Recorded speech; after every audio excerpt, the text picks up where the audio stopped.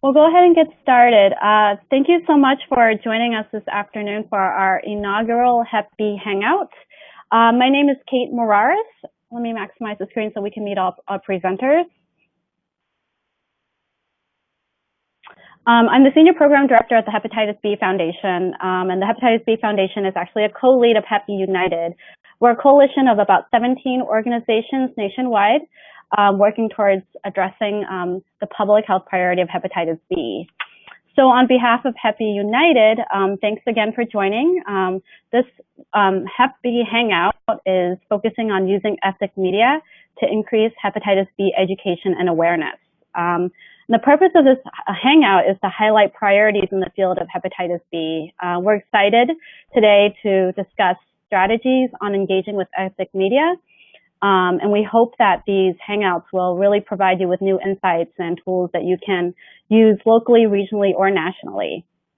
I'd like to go ahead and introduce our presenters today. First, we have Ms. Diana Tran. Diana, if you could wave. Diana is the Interactive Manager for the Digital Department at the IW Group in New York City, an advertising, interactive, and PR agency serving the Asian American market. She leads projects in digital strategy, online advertising, social media, as well as mobile application and website development. Thanks, Diana, for joining us today and lending us your expertise. Next, we have Daniel Chen. Daniel is the Public Health Program Manager with Hepatitis B Foundation and the Program Manager of Hep B United Philadelphia. Hep B United Philadelphia establishes partnerships to develop multiple levels of engagement activities to ensure that the goals of Hep B United Philadelphia is truly a citywide, community-owned campaign to improve the health and wellness of all Philadelphians. And next we have Maggie Wong. Maggie is the coordinator of marketing programs with Charles B. Wang Community Health Center in New York. She's responsible for contacting the press, organizing press conferences for the health center. In addition, she works closely with the community to promote services and programs such as Hep B and the Affordable Care Act enrollment. With Maggie is Niki Banister. Niki is the co-organizer for the New York City Hepatitis B Coalition and the Hepatitis B Program Associate at Charles B. Wang Health Center. Charles B. Wang provides high-quality, affordable, culturally competent healthcare to the Asian American community in New York City. And finally, we have Chen. Shane is the Chief Operating Officer at Hope Clinic, a private non-for-profit community-based health center in Houston, Texas. Thanks so much, everyone, for joining us today and to the presenters for your time. Just a few housekeeping things before we get started. I'll pull up the presentation again.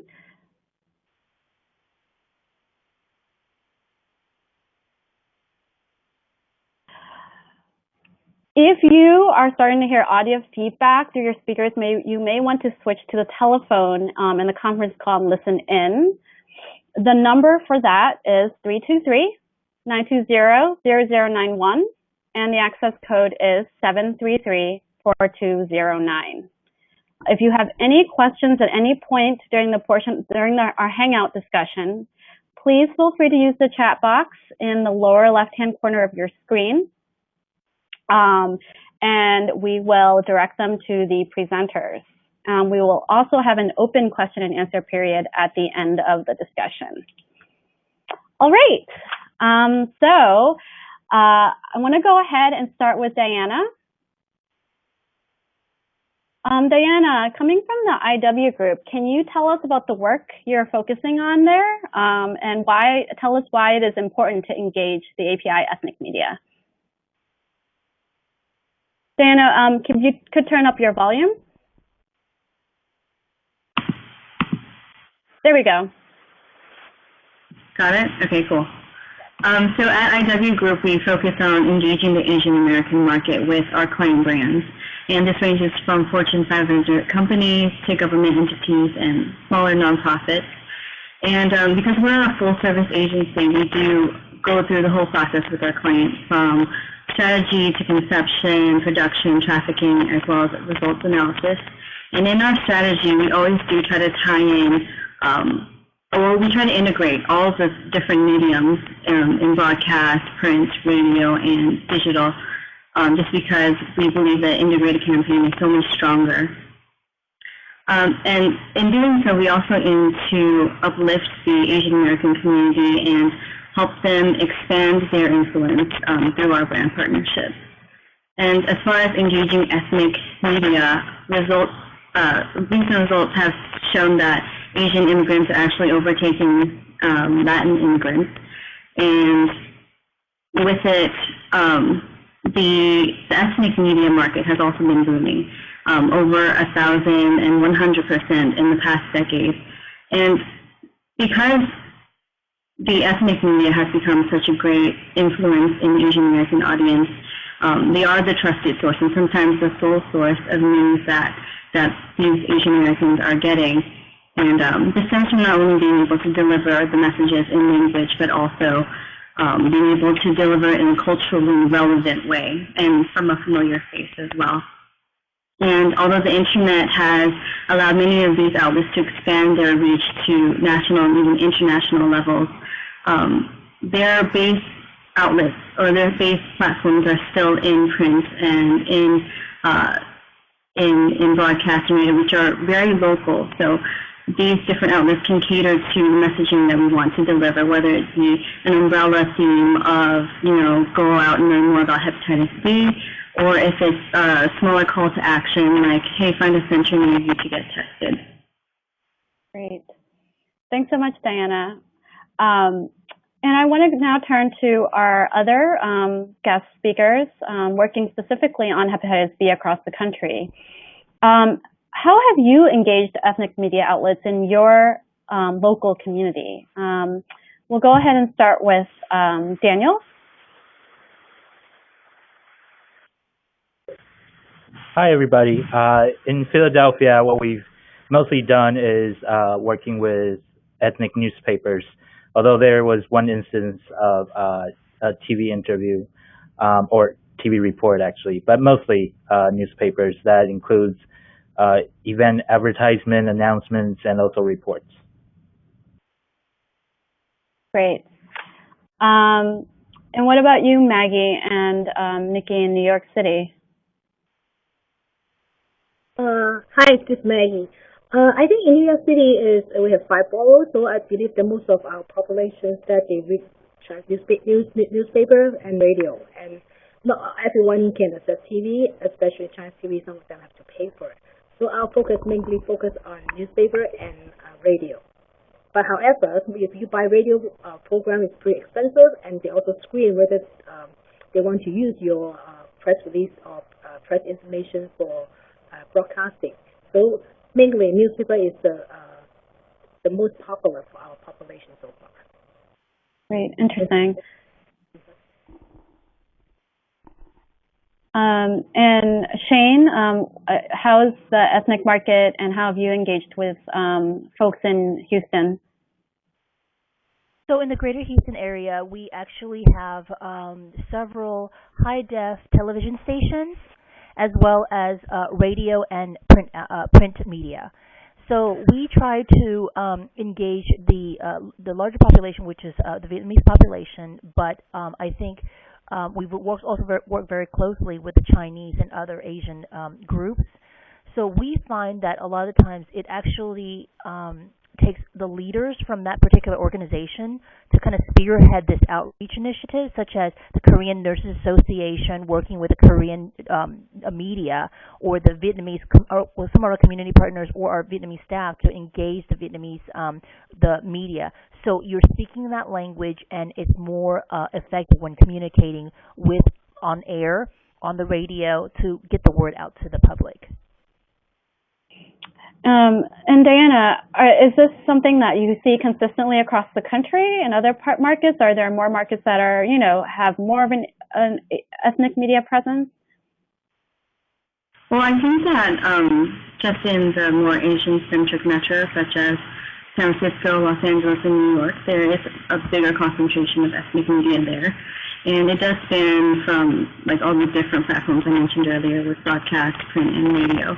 I think with maybe the smaller pockets of Asian communities, there may be less partnerships opportunities, but in those 3 areas, definitely. And then I know Maggie had mentioned that print or newspaper seems to be the most popular. Is that something that you also see across the board? Or do certain ethnic communities prefer one medium over another? I think it does range. It also depends on the message that you're pushing as well. I believe the broadcast is still the most popular, but it's also very expensive to do advertising on TV. So I would say for smaller organizations, it probably would be print and more local. Great. Yeah, that makes a lot of sense. What about engaging with ethnic media versus mainstream media? What are the main differences that you see in terms of how you work in partnership with them? How do they like to receive information that makes it more, I guess, attractive for them to promote?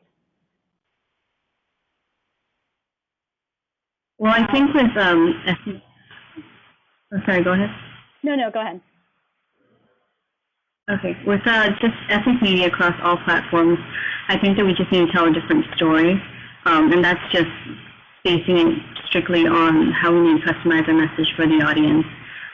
It's more important to find a way to connect on a more personal level rather than have a generic umbrella message with mainstream media. And it goes beyond ensuring that it's just in language. And well, if you're speaking directly to how we should relate to the ethnic media partners, then yes, we do need to translate our press releases and make sure that they understand the angle that they could also present to their audience as well. But as far as the message, we do need to tell a different story. Great. And I just wanted to get everyone to just explain more about your specific strategies on what you have found to be the most effective or successful in getting the word out, specifically about your hepatitis B activities, whether it's your promoting a big event or whether it's specifically a community screening event. I'll start with Maggie and Niki in New York. I think to establish a very good relationship with the media, meaning that no matter newspaper and radio or TV is very, very important. The reason why they come to you, not go to other organizations to promote other programs, right? So I think that we have to think about the relationship always the most important. So as a health center, we do very well prepared that as just mentioned that we will provide all the translation, data, fact sheet, and also testimonials, cases that to the reporter to let them know more, understand of the issues behind and why they come here. So then they will be more well prepared and they know that which angle they want to take. And in terms of strategies, I found that sometimes we send out a normal press release, it won't be very effective in order to get the screening numbers back. People call in and do the screening because only one time then they won't call back. Right? We will reach 30 people, but not 100 people to call in. And we find that if we have events, for example, open house regularly or workshops, then we can attract them to come. And we have a press conference, they're more likely to have a more space, a bigger space. Then we can attract people to pay attention for the particular news such as the hepatitis screening, and we have donation or we got funding from so then they will more likely have more space and talk about this topic. Okay, great. What about you, Daniel? What have been your strategies in Philadelphia? So Philadelphia is not a major ethnic media hub, which means the bigger newspapers, they usually have just one or two reporters that are stationed in Philadelphia. And there are also some smaller, actually local newspapers, and they're usually with a small staff with probably just one or two reporters, and the reporter is also the camera person. And so it's in Philadelphia, it's easy to establish relationship with these reporters, and we invite them to events, and for example, we invite them to our training luncheon, and They can take pictures of community leaders from their own community and write a short story about it while getting a free lunch from us. Also, for events, we usually are able to negotiate for somewhere between $40 to $80. We're usually able to get one ad in the paper, and because it is an event benefiting the community, they're usually willing to then let us put in an event announcement on a different week. I have to write the event announcement and get it translated if it is not Chinese, but as long as it's already written and it's benefiting the community, they're usually willing to do that combo deal of ad and announcement. And if the reporter is actually free on the day of the event, they'll actually come out and report it, because in Philadelphia, if they belong to a bigger newspaper, they usually cover community events. So this is exactly what they do. And what specific ethnic communities have you had a relationship with in terms of the media market in Philadelphia? In Philadelphia, directly with me is Chinese and Vietnamese and a little bit of Cambodian. But through community leaders, we have actually also worked with Korean and Indonesian print media. Okay. Did you want to show some examples of what you've sure. done? So here are just a few slides of what we've done. So event announcements. On the corner there, bottom is a flyer that we print. We actually buy the ad, and the actual article, then that is an announcement. I wrote it, but the reporter is willing to just print it without really any editing. It's content that they don't have to work to create, so it's great for them too. And some of them will come out to our events and write up a short story about it.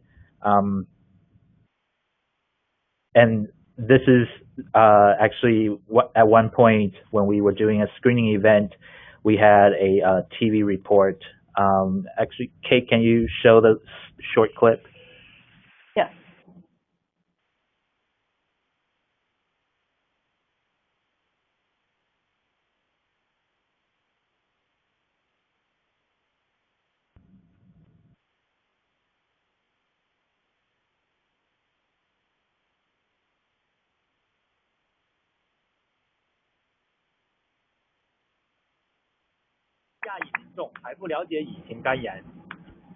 Can you see that okay? Okay. I don't think that a lot of people in the community are actually aware of the risk of Hep B, and I think that it's so easy to get screened, and the process of it is so easy that everyone should be able to do it. 这次免费的乙肝检查在费城的4所医院同时进行，仅在杰弗逊医院上午就。Yeah, so that is just the TV is one of the parts at our event. So that could happen too if the TV media gets hear about our event and is interested. But once the relationship is established with the print media, we have also been able to just give them content. For example, one of them saw the translated education slides that we have, and so I gave him a copy, and the reporter simply turned it into a special health column for a weekend, and that was great too. Wow. I don't know if and finally, one of the ways to get yourself visible is just to attend community events, and once the reporters start recognizing you, they start pulling you into photo ops with other leaders, and then they start citing you in their reports. And different newspaper reporters, they actually read other newspapers to do research or something. And so more and more people will start recognizing you, and your photo is everywhere. And that's it. Great. Thanks so much for sharing. That sounds really, really interesting. And great strategies. Just show up at many events and develop those relationships seems to be a theme with ethnic media. Shane, I wanted to turn to you. I know that as an FQHC, you have done some work also with TV and print and radio. How has that affected your screenings or your patients coming into? Can you explain how the outcomes of your appearance in the ethnic media? So we're finding that a lot of the people, they're aware of viral hepatitis B, especially if their origin is from Asia or they're recent immigrants.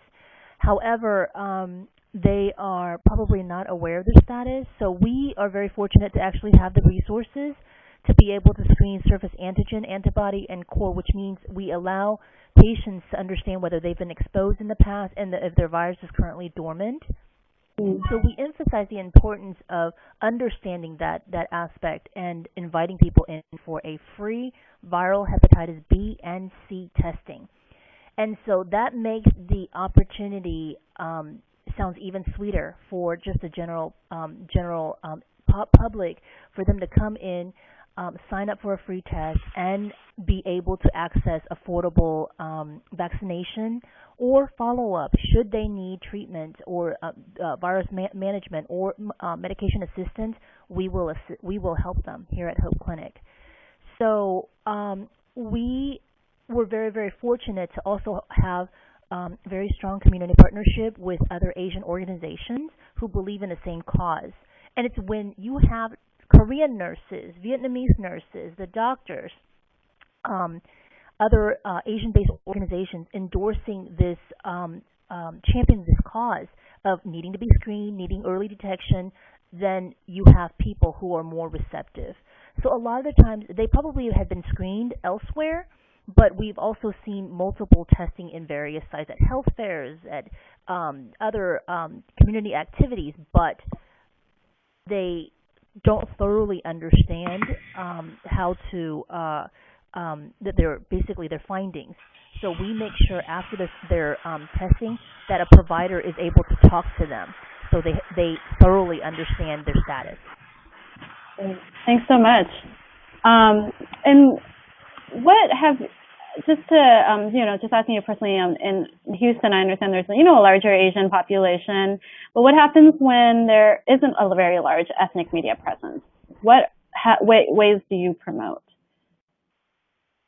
Thank you for asking that. So one of the things we're finding, out of our concern is not only you have to use your community partnership to be the champion to outreach, because we also serve a good number of Asian refugees from a very smaller community base that are not as savvy, not as developed, so they don't have media. It's all word of mouth, and it's all based on community leaders to be your spokesperson.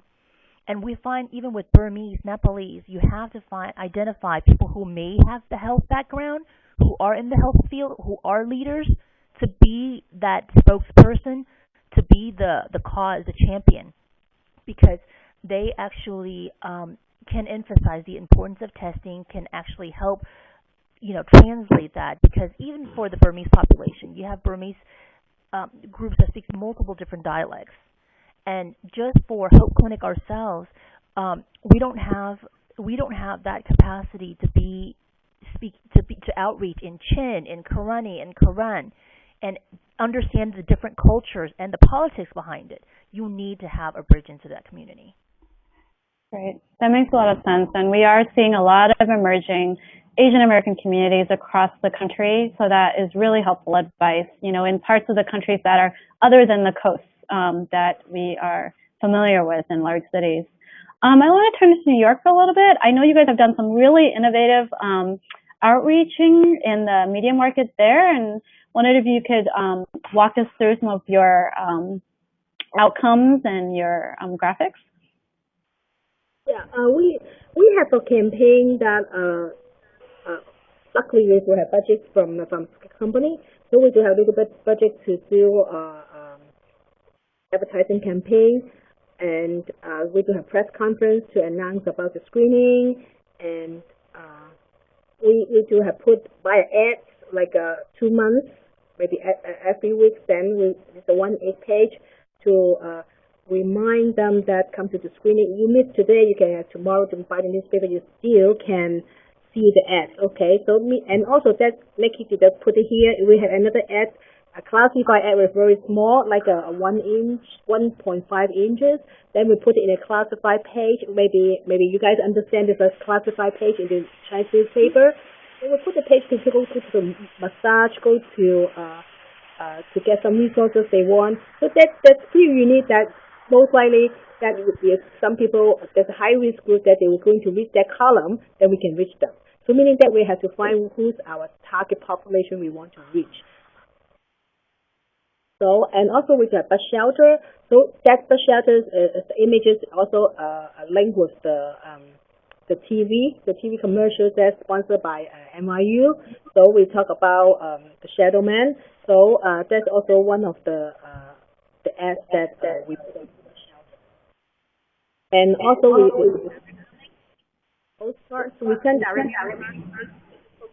Asian Americans and also the neighborhood populations. We've sent it to 5 boroughs and also Flushing, and also in Flushing as well. Okay, so that's the card. And when we go to outreach, or we also give out the cards that engage them and ask them to come back to do screening. And also we talk about the first 300, you get free screening for the programs. So when we not only for the health center, we also give it to the CBOs and also different teams, because the health center provides comprehensive care. So we do have women's health, pediatrics, and also internal medicine. So we share with all teams. So once they put it in the patient area, so hope that they can get it and bring it back to the friends and family. And we found that most of our patients who come to us to get services or who get the information are knowing from the newspaper and also from family and friend referrals. That the percentage is really high. So meaning that we really document that how do they know about us and our program. So it makes us to do the campaign more successful in the future. Great, thanks so much for sharing. And yeah, so that just goes into Shane's point, like flyers, I guess, is one way to promote events, especially with hepatitis B. And how have you found your direct mailing strategy? I haven't heard about that as much across the country. Okay, I would say direct is not really effective for the people come for screening, but it's very good for create awareness that people know so more about hepatitis B, especially they're living in the area that we want to approach. Because we know our efficacy where the population where they live based on the zip code we buy, so that we know those are the Asian American, also high-risk populations. So I believe that create awareness, that will definitely achieve that goal. But it's hard for us to track whether they come back to us for screening. Great. And just wanted to turn to Diana. After looking at some of these strategies across the country, is this something that you're seeing, like, as part of public health? Some of these are effective strategies. Is there anything that you wanted to add or comment on based on, your market expertise? I mean, I think what Shane mentioned are all, that's a great strategy, actually partnering up with these influencers and community leaders, because they really are the gatekeepers and they are the trusted source for a lot of these communities. So great job on that. As far as targeting specific age groups and also generations, I think that the type of medium could also vary. I think with broadcast print, more traditional media, it is targeting an older age group, which is mostly the infected people. But if you are looking to just, do general awareness and being able to spread the information faster, we would also want to target a younger age group, possibly English-speaking or 1.5 generation, so dual speakers. And through that, I think digital is a great platform to also utilize. It's also very inexpensive. And this could even tie in with all of your PR events and advertising efforts, where you would have a hub surrounding where everyone could find this information. But also when you do your community partnerships and when you do your student organization events, like all of this could live online as well, and through that you'll be able to blast out a lot more. Interesting. Thank you. That's a great point. Daniel or Shane, did you want to comment on the digital strategies? Have you guys tried to implement that in your communities? Daniel, do you want to start? My line is now unmuted. Yes, so digitally we have Facebook and we have Twitter, and we use our Facebook to also organize events and provide updates on, just routine updates on what's happening, the newest information. Many of our students, medical students, public health students, and undergrad students that we work with actually are fans to our Facebook page, so they get updated with all the new information. Yeah. Does that answer your question? Yes, yes. So it seems to be some, definitely targeting of different ethnic groups, targeting of different age groups, different strategies. And Shane, what about you? We also use the Facebook as well as Twitter, and just like Daniel, we have medical students, pharmacy students, as well as other volunteers and community partners, and it helps link everyone. And I feel like that's actually a great tool to kind of keep them informed about what's going on, and also for them to kind of be a stakeholder locally. Great. All right, I wanted to get to the audience as well, but I wanted to turn to each of you, and we'll go and start with New York. What is one parting advice you have for organizations in successfully communicating behavioral health messages, in terms of public health messages, I would say, to the Asian American community or racial ethnic communities at large?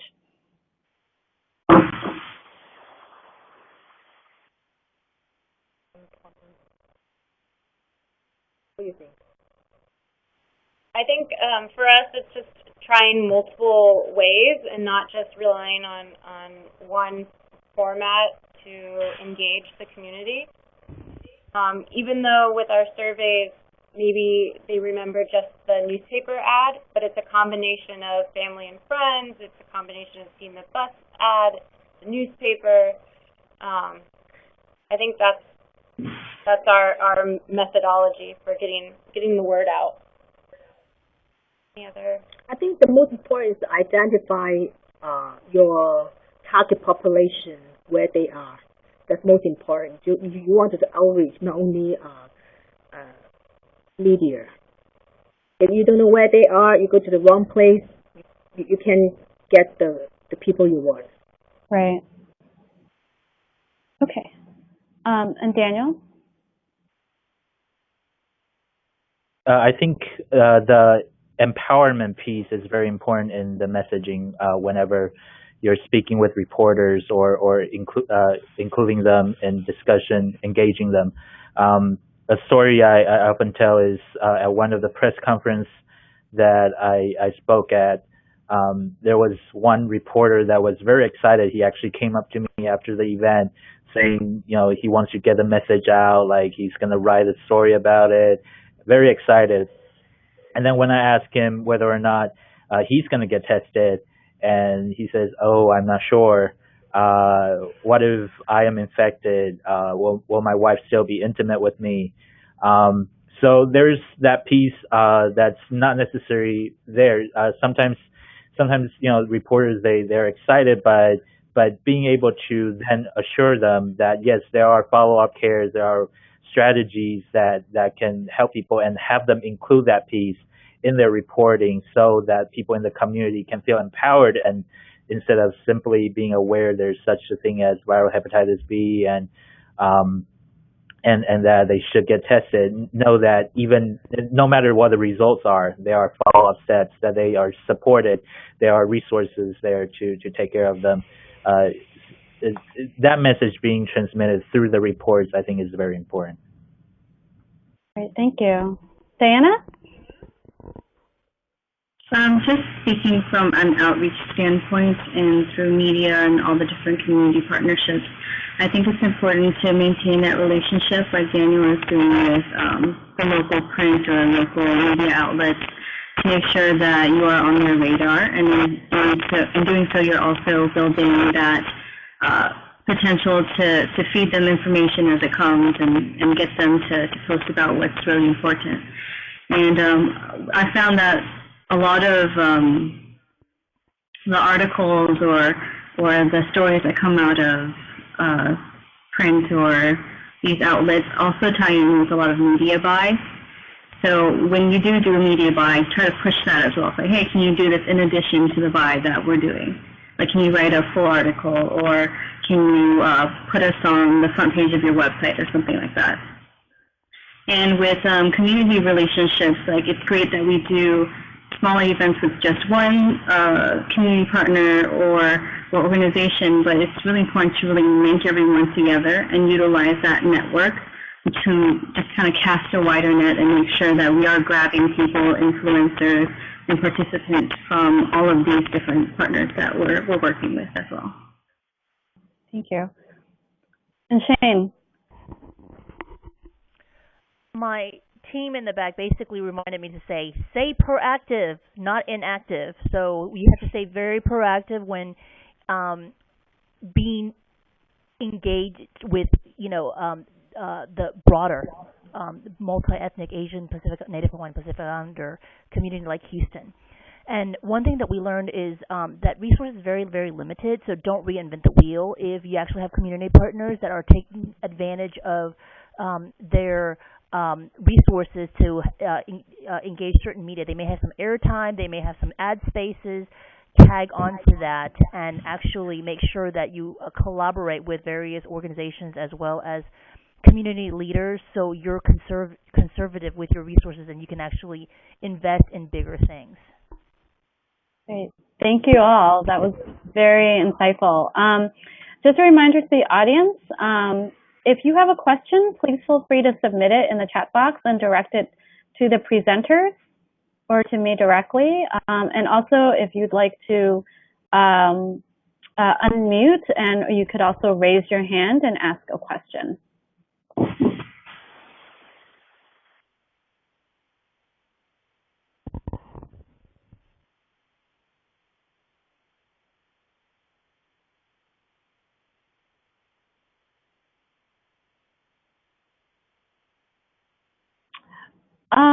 Besides news reports and ads, and I know you guys talked about a lot about relationships and running into reporters at events, what other ways could we collaborate with ethnic media? Have you guys done anything?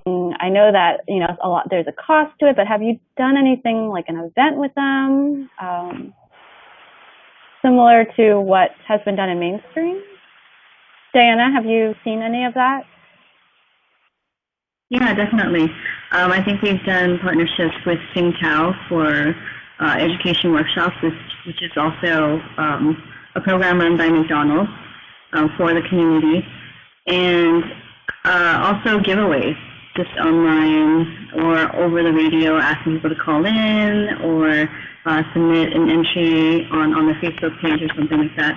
And it's just another added level of engagement with the community if we can do so. Because I think usually for more traditional media, it is very one-sided. They're just kind of pushing content and people are absorbing it, but they have no way to give feedback. And by engaging the media in that way, you're also inviting your community to respond and ask questions and things like that. Great. Anyone else have anything to add? New York? Actually, the Health Center also did collaborate with some of the newspaper. It's very effective because they offer good space and they have a lot of promotion for us because they have a lot of connection with the, for example, the restaurant or bakery or some merchants nearby. So they help us to post the flyer. It makes it very effective. However, after all, it's money. So when you collaborate with them, they will ask for certain money. For example, they ask for $10,000 US for collaboration. Recently, I know some health plan work with World Journal for the ACA forum. So they charge money. It's a lot, okay? So whether we want to use the money for putting to the patient, help them to do treatment or you want to put the money for promotion. So it's hard to design.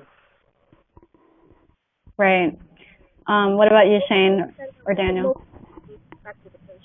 So we try to reduce or not spend a lot of money for paid advertisement unless we got specially, sponsored by certain organizations. Said that okay, this money is for outreach. So that's what we've been doing. Interesting. Thank you. Shane or Dana, do you have anything to add? Let me just, add something really quickly. So we try to make sure that our media feels that they're very appreciated by us, and that all their work for the... How can we get in-kind for sales discounts or for the campaign that we've been doing? I know it's hard to get discount from the newspaper or radio. So how can we get discount from them in order to get more exposure of our campaign? Shane, do you want to also answer that question and also add what were you going to say? I feel like we're also linkage to a lot of the national initiatives. We're kind of the first in line to find out some of the changes in CDC as well as some of the national announcements, and we pretty much bridge that into the community and the media. And sometimes this is hot news that they love to get out, and right. that they appreciate as well. So in a sense, you're not only passing that information to them, but you're tagging on this opportunity to be able to be interviewed or help put a piece to it, push piece of the resources that you may have to add on to that announcement as well, such as a CDC announcement, recent change in guidelines, etc. That's very true. Okay, I wanted to get to an audience question. We have a question from, the question is, do you ever evaluate how effective the promotion activities are through print, radio, etc.?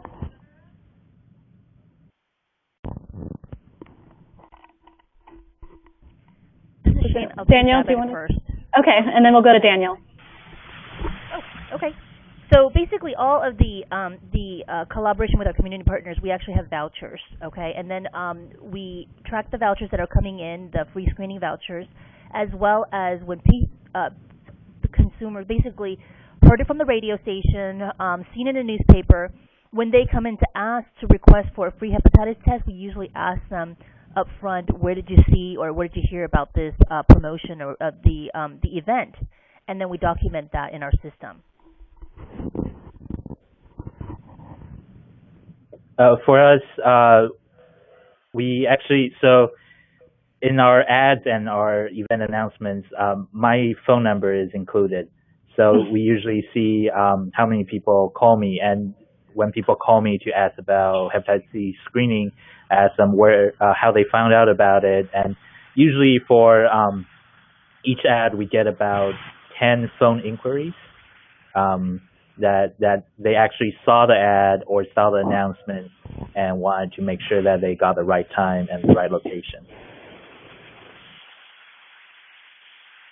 That's a lot of phone calls from one end. And Maggie or Niki? Yeah. We do have also document all the phone calls. People call in to inquiry and also schedule for screening. So we know how do they know about the campaign or how do they know about the screening. In addition, we also send another survey to people who already screened it to ask them about how the services, how they benefit from the program. And in addition, we also ask one more time, how do you know our program? So we have two kind of surveys to ask them so we can know how effective our program. Right, so that's one survey at the time that they are being screened for Hep B, and then a second follow-up survey through the mail. Great, thanks. Diana, did you want to add anything in terms of evaluation? Has your group kind of done that at a national, broader level? And how things resonate? I think Go ahead. I think it's a little bit different with our clients because it's more so brand awareness rather than conversion. Right. But we do have a dedicated team to like look through to make sure the articles are actually being posted in print or being aired on time and things like that. And through that we also work with their media team to gather numbers and subscribers and things like that. Great. Another question we have is, has the message about HBV, hepatitis B, changed or evolved with the births of more Asian Americans in the U.S. and theoretically now receiving the vaccine at birth? I guess the target group would be Asian Americans born here, English speaking, probably, and those of course born after the vaccine policy, which is 1991, I believe. How do you see it having to evolve with the changing demographics in the future? Shane, do you want to take that? Oh, you can see my eagerness? Yes. So we're also finding that even though you're vaccinated when you're born here and you're vaccinated at birth and even at school, 10 years, 5 years, based on each person's body, you lose that immunity. And a lot of people don't realize that. But the thing is, let's say, for example, there's still a chance of exposure. And, even though you've had vaccination back in high school or possibly college, you're maybe late 30s, 40-year-old working professionals, it's still probably time to be tested, if not even about exposure, but possibly even your immunity, to see if you need a booster shot or if you probably need, a booster shot even. So that's what we've been emphasizing too. Just because you're born here, you also probably need to be tested to check on your immunity for viral hepatitis B. Niki or Maggie, did you also want to add anything?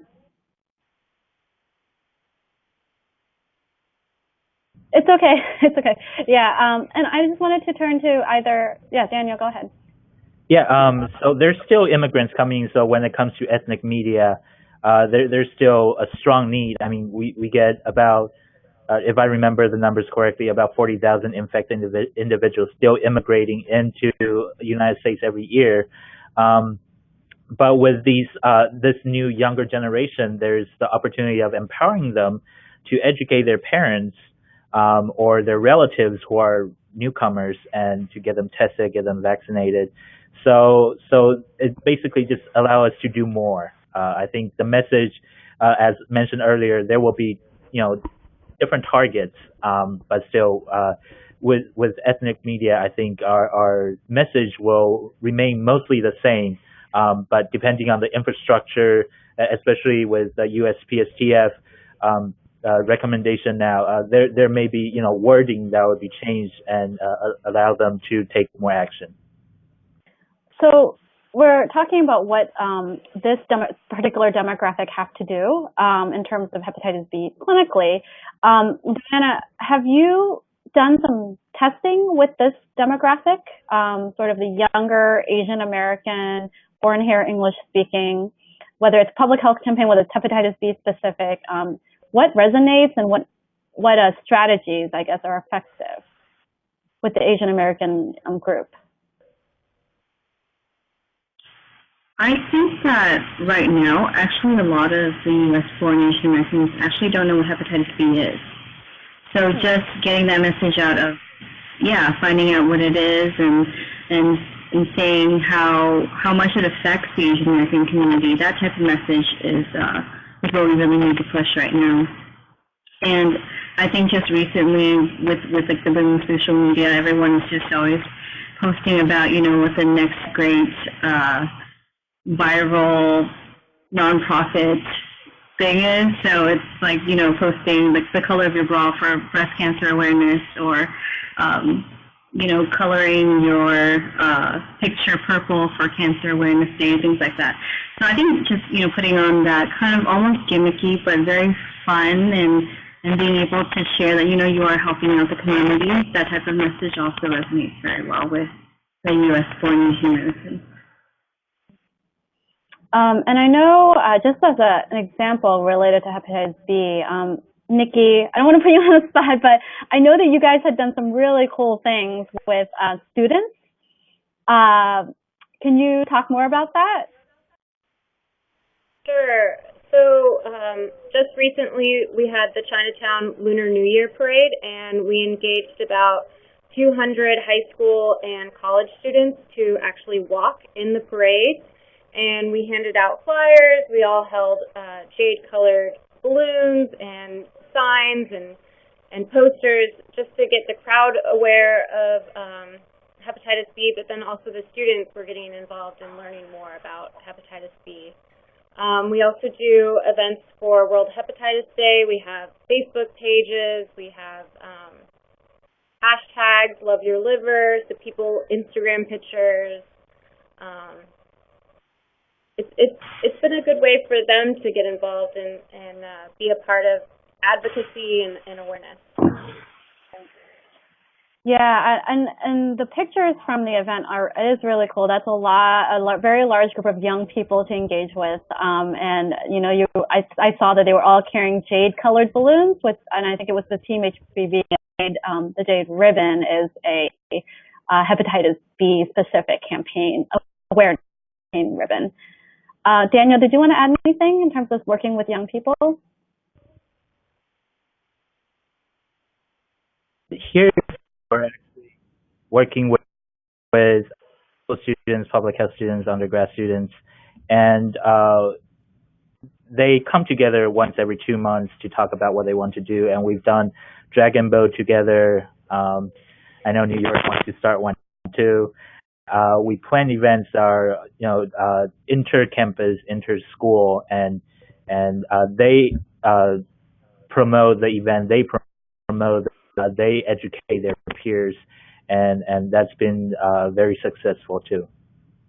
Great, thank you. Just a reminder to our audience members, you can also raise your hand and continue submitting questions in the inbox.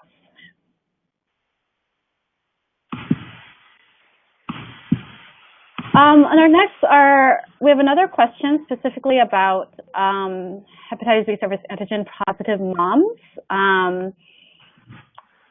Someone who is working with that particular case. The question is, have you done an educational blitz with childbearing age women, or is it all included in the media campaigns that you have implemented?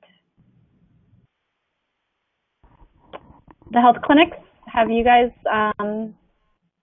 worked with that particular target group? Yes, we have. Yes, we have. So basically, we currently have 3 OBGYN and also prenatal services for the greater community. And one thing that we do emphasize is as women are coming in for pregnancy tests and consultation with the OBGYN, so first thing we do is actually make sure if they're Asian descent or they're from origins of high prevalence, make sure they're tested, make sure the rest of the family's tested, make sure they're educated as well. Thank you. Maggie, if you want to speak up closer to the mic. The pregnancy women prevention also during the press conference, but not for the ad because we don't have space, and that's not the main focus that we're going to do so. But we did talk to, as we said, that we did talk to the patients, and the OBGYN also have promotion about this. Great. And I know for Asian Americans, that is a huge mode of transmission of hepatitis B, so especially for immigrants. Okay, I have one last question, and just to pick up on a point that Maggie made earlier about cost. Are you able to get in-kind spots through those relationships? Has that been done? I did try to get some from the TV station and also from the bus shelter, meaning I think it's MTA, bus shelter is MTA, because they knew it's a government, because they knew that it's a part of like public health issues, so they offer us almost half price. But I would say they should offer us free instead of half price. So, but at least we got some, And then that's why we can have extend the duration of the putting the ad on the bus shelter, but never than nothing. Does anyone else have insights in terms of costs for ads and for ethnic media? The special health column that I mentioned earlier, where I have slides, our education slides translated, and they basically printed it word by word, just put it into small boxes. That was free. I mean, we provided content, and they had space to fill, and so they decided to just put it in and fill the space. It is one of the smaller newspapers, but it is one of those papers that the community we target actually read. And also another good way to not get it for free, but to reduce costs, or potentially get it for free, is to go through your community partners. Some of them may be practicing clinicians or pharmacy. We have a pharmacy partner that they regularly put in ads in the newspaper. So when it comes to time that they ask the reporter for a favor, it is free for them. So those are the resources that coalitions and organizations can look into to see whether or not they can get it at least reduced cost, but sometimes free. Good to know. All right.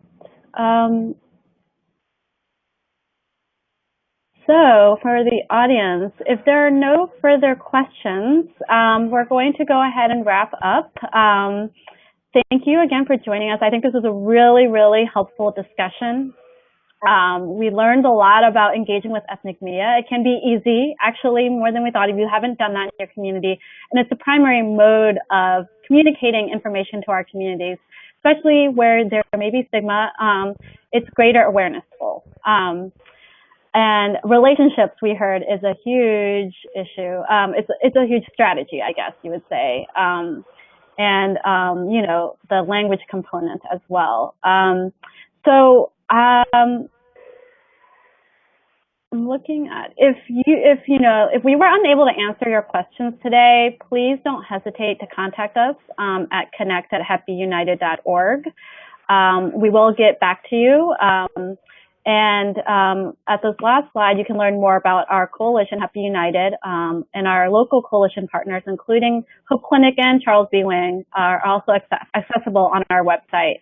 And following us, speaking of social media, we're on Facebook, Twitter, Instagram, and YouTube. You can find a lot of those photos, media clips that we mentioned on all of these mediums. Lastly, I want to thank our speakers, Daniel, Diana, Shane, Maggie, and Niki. Thank you so much for a really rich discussion, informative discussion, and participating today. I know you guys are so busy, especially with enrollment period coming up. So for those in the audience, we'll continue to have these Hangouts in the future. Please be on the lookout for more information about future trainings, different trainings that could help you with your work in terms of addressing hepatitis B. Look out for a message from Happy United. We're going to be issuing a short survey just to learn about your experience with us today and how we can make this better for you in the future. And thank you all again. Have a great rest of the day. Thank you. Bye-bye.